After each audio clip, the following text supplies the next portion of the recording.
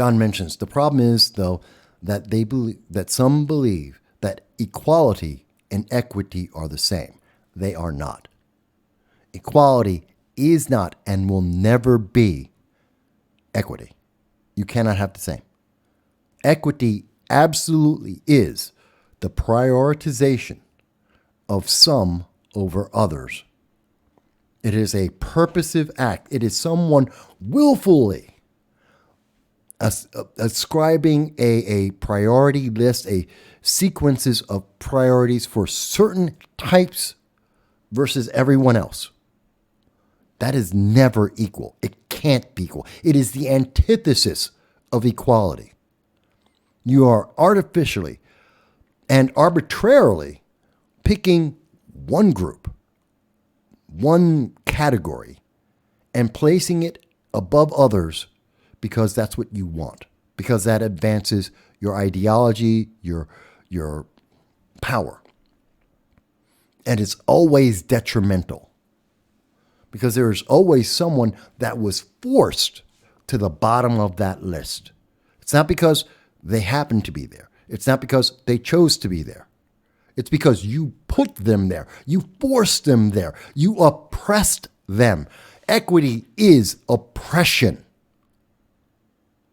Equity oppresses people on purpose, specifically to make sure that they will be oppressed, because there is always someone on the bottom of that list. And that list is decided by a handful of elites that get to pick and choose whomever is going to be wherever they want them to be. Today it's transgender, tomorrow it'll be transracial, or it'll be, like Sean King, or maybe the day after that, it's going to be people who are transhuman and they're toasters.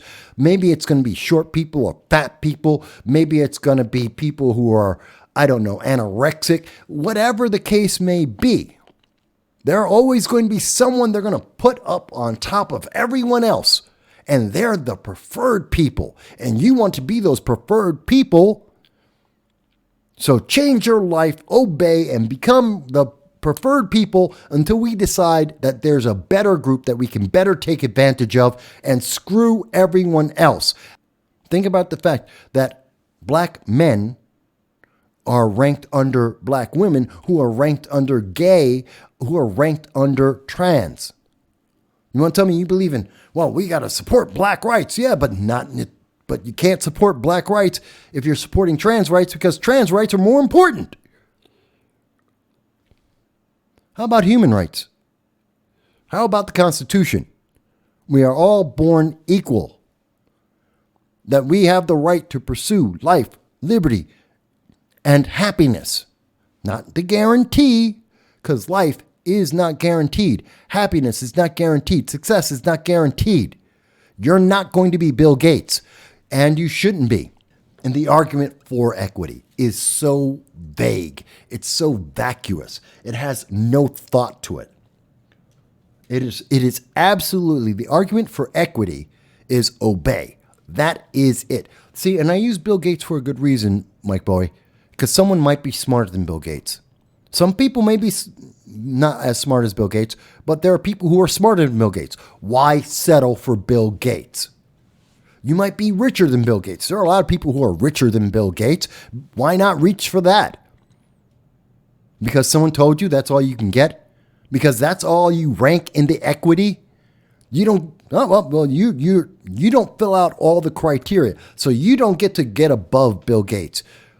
And if you're the wrong criteria, you don't even get to be Bill Gates. Doesn't matter how smart you are. Doesn't matter how good you are. Doesn't matter how capable you are. Someone made the decision for you. You know what that's called?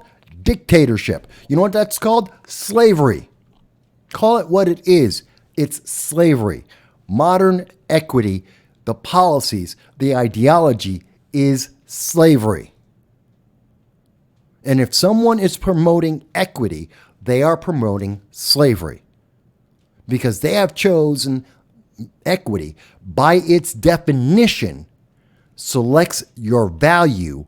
It turns you into a value, a commodity, and it has equated you as the value of that commodity. If you are straight, you are not as valuable as someone today as someone who is gay or someone who is trans. You are not that valuable. That means you are a commodity. It means you are a slave. Your skin color. Certain skin tones are worth more than other skin tones. That is slavery. There is a value attached to the color of your skin. If you are white progressive and you have to run around apologizing for being born white or where you were born at, you are accepting a commoditization of your life. You've said that you have a value to your life. Your life is not individual, it is a value. And that value is only as important as someone tells you it is, because you have no individual authority or agency to change that. Who in their right mind would accept that? Who in their right mind would say, I want to be a slave that someone else can change arbitrarily at any given moment the value? Didn't we fight a war over that? Didn't we lead most of the world in rejecting that idea? I understand slavery still exists in the world today. There are more slaves in the world today than at any time in history. Oh my God, people will be amazed. And they'll say, Mike, how can you possibly say that? It's called human trafficking. We changed the word because it's nicer to say human trafficking than slave. We say sexual trafficking instead of slave. Child trafficking, slave. That's what it is. There's more slavery in the world today than there ever was before, but at least most of the world came together and said, we don't want slavery. We don't want people in chains. We don't want to treat them like property.